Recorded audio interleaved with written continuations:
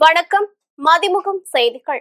இன்றைய முக்கிய நிகழ்வுகளை பார்ப்பதற்கு முன்பாக தலைப்புச் செய்திகளை பார்க்கலாம். மேகதாது அணைக்கு எதிராக முதலமைச்சர் விஜய் கொண்டு வந்த தனி தீர்மானம் சட்டசபையில் ஒருமனதாக நிறைவேற்றம். மேகதாதுவில் அணை கட்டக்கூடாது என்பதுதான் திமுகவின் நிலைப்பாடு. எதிர்க்கட்சித் தலைவர் உதயநிதி ஸ்டாலின் பேச்சு. இந்தியா உலகிற்கு நம்பகமான கூட்டாளியாக உருவெடுத்து வருகிறது. பிரதமர் மோடி பெருமிதம்.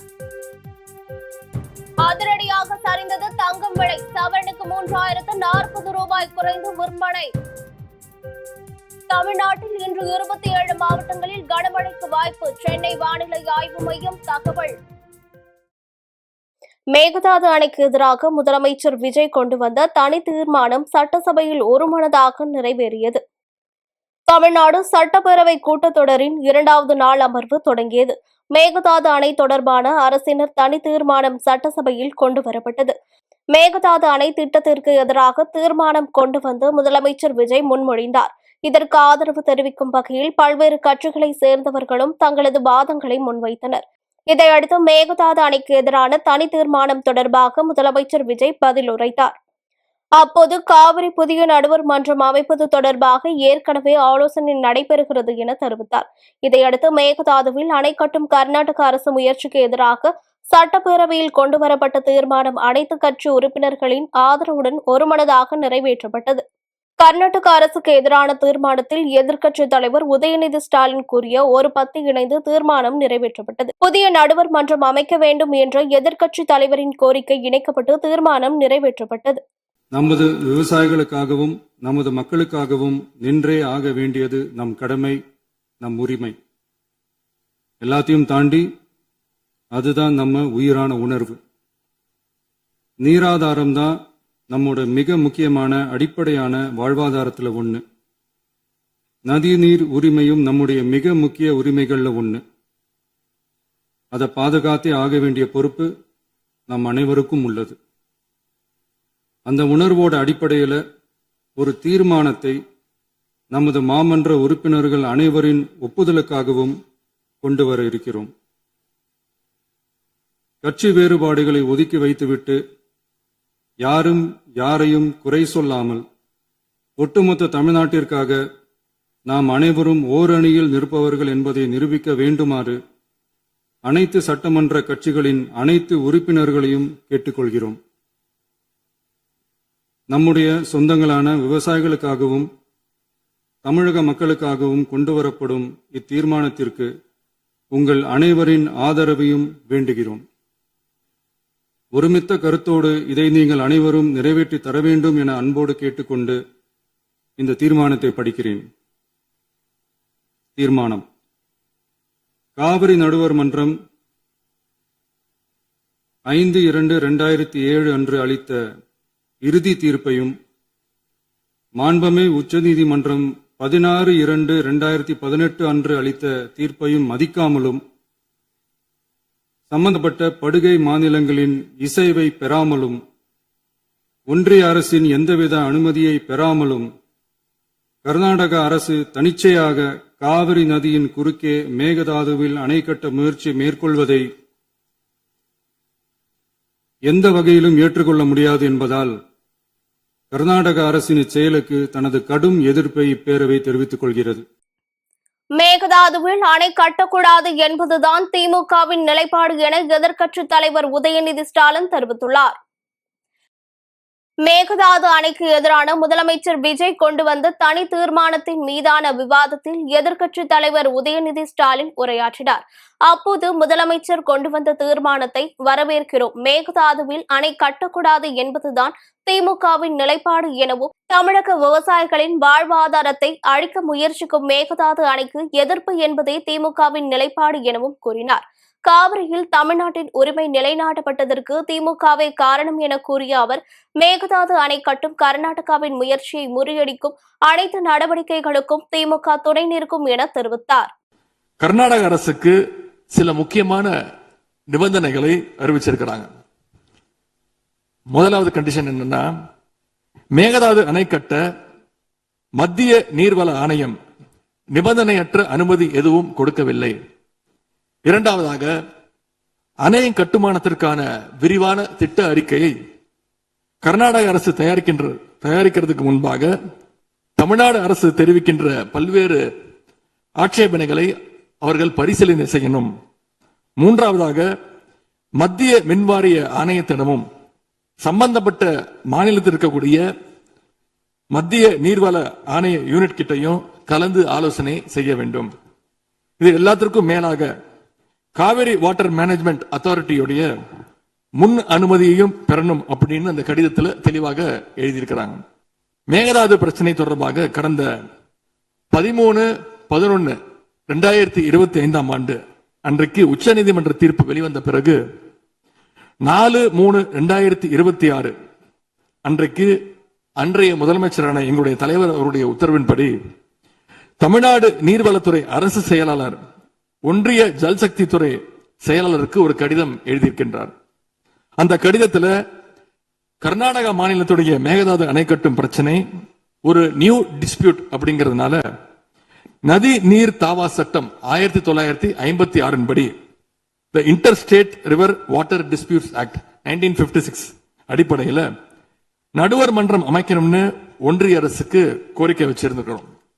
ஆகவே இந்த அரசு இப்ப கொண்டு வந்திருக்கக்கூடிய அந்த தீர்மானத்தில் மேகதாது அணை கட்டுறது தொடர்பாக தமிழ்நாடு அரசு மார்ச் 4 2026 அன்றைக்கு எழுதின கடிதத்தில் கேட்டுக்கிட்டபடி மாநிலங்களுக்கு இடையிலான நதிநீர் தாவா சட்டம் 1956 பிரிவு 4 கீழே அந்த அடிப்படையில் புதிய நடுவர் மன்றம் அமைக்க வேண்டும் என ஒன்றிய அரசை இப்பேரவை வலியுறுத்துகிறது. அப்படிங்கிறத என்னுடைய பெயரில் கொடுக்கப்பட்டிருக்கக்கூடிய அந்த திருத்தத்தை சேர்க்க வேண்டும் என்று உங்களை நான் கேட்டுக்கொள்கின்றேன்.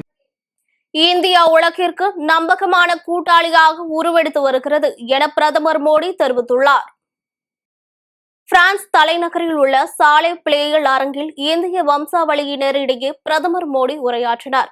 அப்போது ஒரு காலத்தில் நாடுகளுக்கு இடையிலான உறவுகள் வர்த்தகத்தால் மட்டுமே தீர்மானிக்கப்பட்டன. ஆனால் இன்று வர்த்தகத்துடன் நம்பிக்கையும் சமமான முக்கியத்துவம் பெற்றுள்ளது என கூறினார். ஒவ்வொரு நாடும் நம்பகமான விநியோக சங்கிலியை விரும்புகிறது, கூட்டாண்மையை விரும்புகிறது என கூறிய அவர்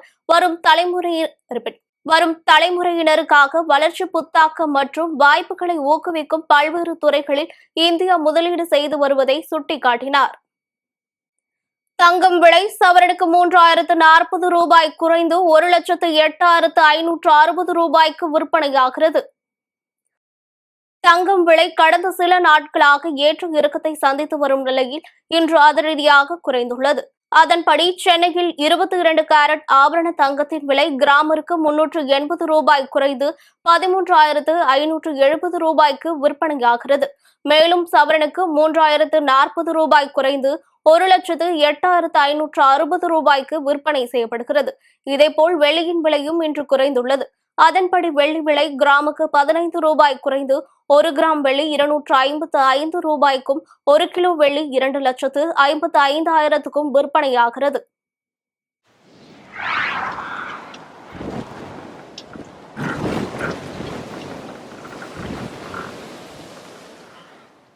தமிழ்நாட்டில் இன்று 27 மாவட்டங்களில் காற்றுடன் கூடிய கனமழை பெய்யக்கூடும் என சென்னை வானிலை ஆய்வு மையம் தெரிவித்துள்ளது.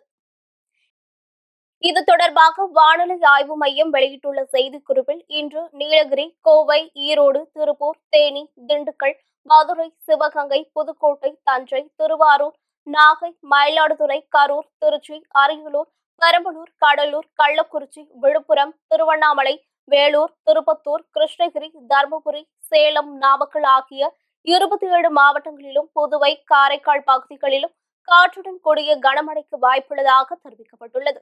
சென்னை மற்றும் அதன் புறநகர் பகுதிகளை பொறுத்தவரையில் வானம் ஓரளவு மேகமூட்டத்துடன் காணப்படும் எனவும் நகரின் ஓரிரு பகுதிகளில் இடி மின்னலுடன் கூடிய லேசானது முதல் மிதமான மழை பெய்ய வாய்ப்புள்ளது எனவும் வானிலை ஆய்வு மையம் தெரிவித்துள்ளது. தமிழ்நாடு சட்டமன்றத்தில் இன்று மறைந்த தலைவர்களுக்கு இரங்கல் தீர்மானம் நிறைவேற்றப்பட்டது. தமிழ்நாடு சட்டமன்ற கூட்டத்தொடர் தொடங்கியது. முதல் நாளான நேற்று ஆளுநர் அர்லேக்கர் உரை நிகழ்த்தினார். தொடர்ந்து இரண்டாவது நாளான இன்று சட்டமன்ற கூட்டத்தொடர் கூடியது. முதலில் அவை முன்னாள் உறுப்பினர்கள் சி. ராமசுவாமி, தா. வீரசாமி, சி. சுவாமிநாதன், ஆ. க. ஆறுமுகன், பே. கண்ணன், ஆ. நாஞ்சில் முருகேசன் ஆகியோர் மறைவுக்கு இரங்கல் தெரிவிக்கப்பட்டது. தொடர்ந்து சிபிஐ கட்சியின் மூத்த தலைவர் ஆர். நல்லக்கண்ணு, சட்டமன்ற முன்னாள் செயலாளர் சி. கு. ராமசாமி, பிரபல திரைப்பட தயாரிப்பாளர் R. P. Choudary, K. Rajan, பிரபல திரைப்பட இயக்குநர் பாரதி ராஜா ஆகியோர் மறைவுக்கு இரங்கல் தீர்மானம் கொண்டுவரப்பட்டன. மேகதாதுவில் அணை கட்டினால் தமிழ்நாட்டின் உரிமைகள் கடுமையாக பாதிக்கப்படும் என எடப்பாடி பழனிசாமி தெரிவித்துள்ளார். தமிழ்நாடு சட்டமன்ற கூட்டத்தொடரில் இன்று முதலமைச்சர் விஜய் காவிரி குறுக்கே மேகதாதுவில் அணை கட்டும் கர்நாடக அரசின் முடிவிற்கு எதிராக தீர்மானத்தை முன்மொழிந்தார். தொடர்ந்து சட்டமன்றத்தில் தீர்மானம் மீதான விவாதம் நடைபெற்றது. அப்போது சட்டமன்றத்தில் பேசிய அதிமுக பொதுச் செயலாளர் எடப்பாடி பழனிசாமி, கர்நாடக அரசின் முயற்சி தமிழ்நாட்டை பாலைவனமாக்கும் உள்நோக்கம் கொண்டது எனவும், மேகதாதுவில் அணை கட்டப்பட்டால் தமிழக மக்களின் வாழ்வாதாரம் மற்றும் உரிமை கடுமையாக பாதிக்கும் எனவும் கூறினார். மேலும் காவிரியில் நமக்கான உரிமையை பேணிக்காக்க வேண்டியது அனைவரது கடமை என தெரிவித்தார். இந்நிலையில் கனடா அரசு மேகதாது அணை கட்ட தயாரித்து அனுப்பிய திட்ட அறிக்கையில் உள்ள குளறுபடிகளை சுட்டிக்காட்டி மத்திய அரசு திருப்பி அனுப்பிய நிலையில் மத்திய அரசு குறிப்பிட்டுள்ள குறைகளை நிவர்த்தி செய்து 12/6/2026 அன்று கர்நாடக முதலமைச்சர் அவர்கள் சுற்றுச்சூழல் அனுமதியை பெற மாண்புமிகு பாரத பிரதமரிடம் மீண்டும் நேரில் ஒரு அறிக்கையை வழங்கியுள்ளதாக செய்தியில் வெளியாகியுள்ளன. இரு மாநிலங்களுக்கிடையே உள்ள நல்லுறவை சீர்குலைக்கும் விதமாக தற்போதைய கர்நாடக அரசு மேகதாதுவில் காவிரியின் குறுக்கே அணை கட்ட முழு மூச்சில் முயற்சிப்பது கண்டிக்கத்தக்கது. நீண்ட நெடுங்கால சட்ட போராட்டத்திற்கு பின்னர் நிலைநிறுத்தப்பட்ட தமிழ்நாட்டு மக்களின் அடிப்படை உரிமைகளையும் டெல்டா விவசாயிகளின் வாழ்வாதாரத்தையும் 20 மாவட்டத்துக்கு மேலாக குடிநீர் ஆதாரமாக விளங்கும் காவிரி ஆற்றில் நமக்குள்ள உரிமையை பேணி காக்க வேண்டியது நாம் எல்லோரின் கடமையாகும். கர்நாடக அரசு காவிரி நடுவர்மன்றம் 5/2/2007 அன்று அளித்த இறுதி தீர்ப்பை மதிக்காமலும் 16/2/2012 உச்சநீதிமன்றம் அளித்த இறுதி தீர்ப்பை மதிக்காமலும் தன்னிச்சையாக மேகதாதுவில் அணை கட்ட நிதி ஒதுக்கீடு செய்ததும் திருத்திய தொழில்நுட்ப திட்ட அறிக்கை மீண்டும் இம்மாதம் மத்திய அரசிடம் சமர்ப்பது கண்டிக்கத்தக்கது அனைத்து இந்திய என்பதை இந்த நேரத்தில் தெரிவித்து அனைத்து இந்திய அண்ணா திராவிட முன்னேற்ற கழகத்தின் சார்பாக மாண்பு முதலமைச்சர் அவர்கள் கொண்டு வந்த அரசின் தனி தீர்மானத்தை ஒருமனாக ஆதரிக்கின்றோம். டெலகிராம் செயலிக்கு விதிக்கப்பட்ட தற்காலிக தடையை எதிர்த்து தாக்கல் செய்யப்பட்ட மனுவை டெல்லி உயர்நீதிமன்றம் தள்ளுபடி செய்துள்ளது. நீட் யூஜி தேர்வுக்கு முன்னதாக வினாத்தாள் கசிவு மற்றும் தேர்வு மோசடிகளை தடுக்க டெலகிராம் செயலியின் பயன்பாட்டுக்கு மத்திய அரசு தற்காலிக கட்டுப்பாடுகளை விதித்தது. இந்த நடவடிக்கையை எதிர்த்து தாக்கல் செய்யப்பட்ட மனுவை விசாரித்த டெல்லி உயர்நீதிமன்றம் அரசின் முடிவை உறுதி செய்து மனுவை தள்ளுபடி செய்தது. தேர்வு காலத்தில் டெலகிராம் தளத்தில் தவறான பயன்பாட்டை தடுக்க இந்த நடவடிக்கை அவசியம் என்றும், தகவல் தொழில்நுட்ப சட்டத்தின் விதிமுறைகள் படியே மத்திய அரசு செயல்பட்டுள்ளதாகவும் நீதிமன்றம் தெரிவித்துள்ளது. ஜூன் 22ஆம் தேதி வரை இந்த கட்டுப்பாடுகள் அமலில் இருக்கும் என தெரிவிக்கப்பட்டுள்ளது. புதுக்கோட்டை அரசு போக்குவரத்து கழக பணிமனையில் முதல்வராக திருநங்கை அரசு பேருந்து ஓட்டுநராகி இருப்பது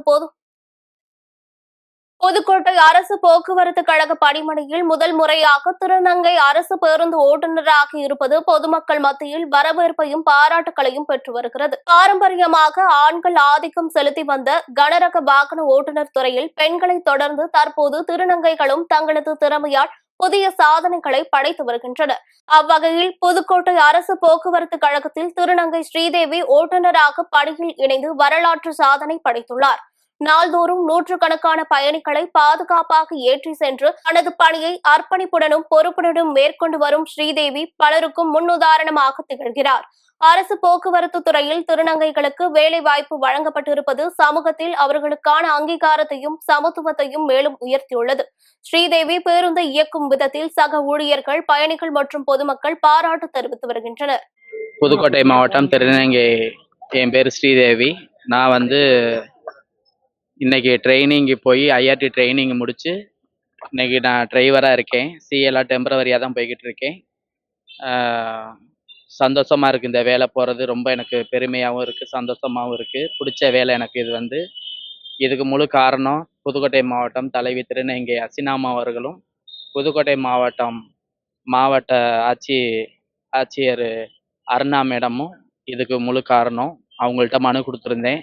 நீ இந்த வேலைக்கு போகிறதுக்காக மனு கொடுத்துருந்தோம். எனக்கு அவங்க உடனே எனக்கு கொடுத்தாங்க. இங்கே உடனே பேசி இவங்களுக்கு ட்ரைனிங் கொடுத்து நல்லபடியாக பஸ் ஓட்டுறதுக்கு சொல்லியிருந்தாங்க. அதே மாதிரி நாங்களும் இப்போ ட்ரைனிங் முடிச்சு பஸ் ஓட்டிக்கிட்டு இருக்கோம். ரொம்ப சந்தோஷமா இருக்குது.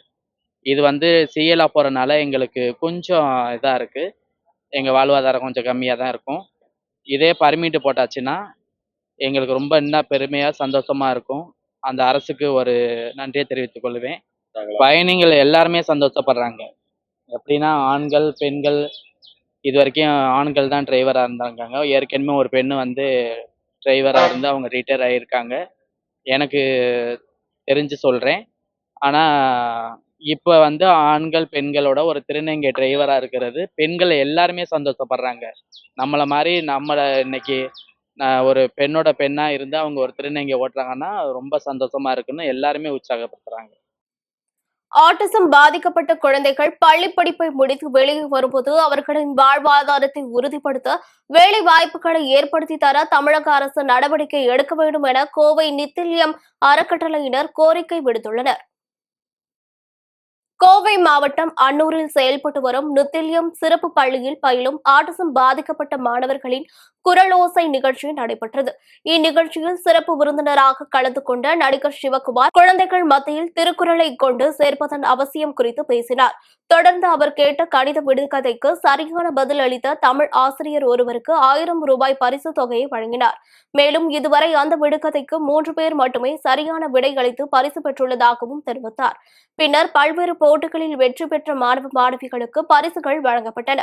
இதனைத் தொடர்ந்து பேசிய நித்தில்யம் அறக்கட்டளையின் தலைவர் காயத்ரி சம்பத், ஆட்டிசம் பாதிக்கப்பட்ட குழந்தைகள் பள்ளி பயிற்சியை முடித்து வெளியே வரும்போது அவர்களுக்கு தொழில் நிறுவனங்கள் வேலை வாய்ப்புகளை வழங்க முன்வர வேண்டும் என வலியுறுத்தினார். திரு சிவகுமார் அவர்கள் சிறப்பு விருந்தினரா கலந்துகிட்டாரு.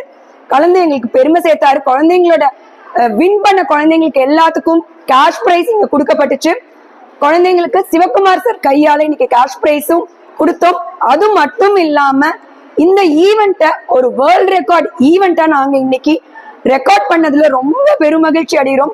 இந்த ஈவெண்ட்ல பார்ட்டிசிபேட் பண்ண ஒவ்வொரு குழந்தைக்கும் இன்னைக்கு வேர்ல்ட் ரெக்கார்ட் சர்டிபிகேட் கிடைச்சிருக்கு. அதாவது இது வரைக்கும் 22 குழந்தைங்க ஒரே மேடையில திருக்குறள் சொன்னதில்லை, அதுக்கான அர்த்தமும் சொன்னதில்லை. அதன் காரணமாக வேர்ல்ட் ரெக்கார்ட் டீம் நம்மளை அப்ரோச் பண்ணி இன்னைக்கு வேர்ல்ட் ரெக்கார்ட் கொடுத்துருக்கோம். பிளஸ் நித்தில்யம் ஸ்பெஷல் ஸ்கூல் இங்க அன்னூர்ல சொக்கம்பாளையத்துல இயங்கிட்டு இருக்கு. கோயம்புத்தூர்ல இது மாதிரி ஒரு ஸ்பெஷல் ஸ்கூல் இந்த ஒரு 15,000 ஸ்கொயர் ஃபீட்ல 1 ஏக்கர்ல இங்க நிறுவப்பட்டிருக்க இந்த ஃபெசிலிட்டி கோயம்புத்தூர்ல இருக்க குழந்தைங்களுக்கு கிடைக்கணும்ன்றது எங்களுக்கு ரொம்ப நாள் ஆசை. கோயம்புத்தூர்ல இது மாதிரி குழந்தைங்களுக்கு ஃப்ரீயா ட்ரீட்மெண்ட்டும் எஜுகேஷனும் கொடுக்கணும்ன்றது எங்களோட லட்சியம்.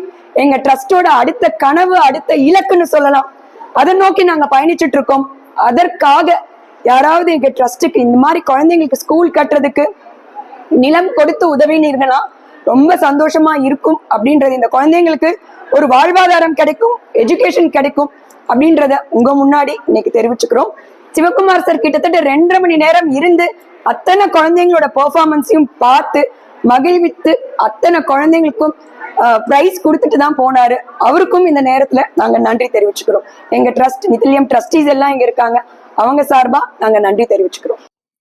ராணிப்பேட்டை மாவட்டம் ஆற்காடு பேருந்து நிலையத்தில் தனியார் பேருந்து ஓட்டுநரின் கவனக்குறைவால் பள்ளி மாணவி ஒருவர் நூழிலையில் உயிர் தப்பிய சம்பவம் பெரும் பரபரப்பை ஏற்படுத்தியுள்ளது.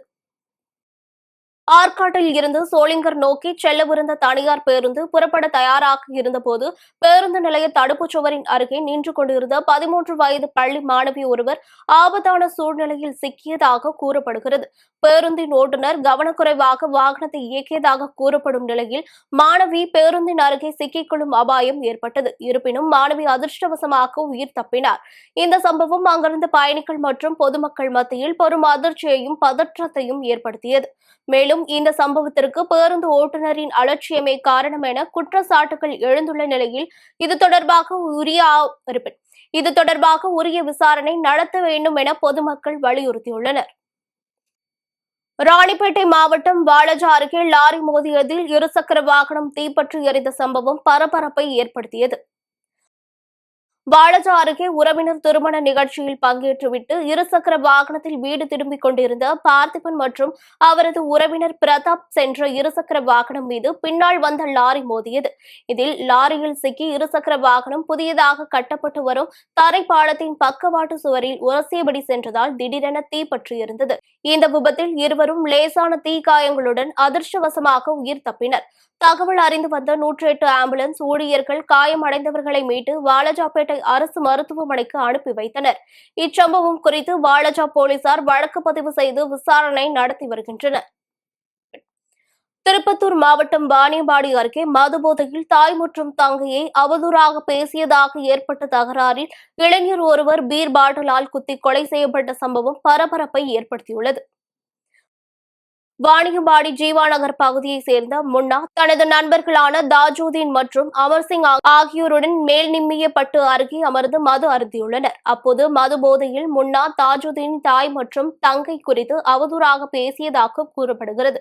இதனால் ஏற்பட்ட தகராறில் ஆத்திரமடைந்த தாஜூதீன் உடைத்த பீர் பாட்டிலால் முன்னாவை தாக்கியுள்ளார். இதில் பலத்த காயமடைந்த முன்னா சம்பவ இடத்திலேயே உயிரிழந்தார். தகவல் அறிந்து வந்த போலீசார் இறந்தவரின் உடலை மீட்டு பிரேத பரிசோதனைக்காக வேலூர் அரசு மருத்துவமனைக்கு அனுப்பி வைத்தனர். இந்த சம்பவம் தொடர்பாக தாஜூதீன் மற்றும் அமர்சிங்கை ஆலங்காயம் போலீசார் கைது செய்து விசாரணை நடத்தி வருகின்றனர். இச்சம்பவம் அப்பகுதியில் பெரும் பரபரப்பை ஏற்படுத்தியுள்ளது. திருப்பூரில் வேலை தேடி வந்த பெண்ணை வேலை வாங்கி தருவதாக கூறி பாலியல் வன்கொடுமை செய்ய முயன்ற நபரை போலீசார் கைது செய்து சிறையில் அடைத்துள்ளனர்.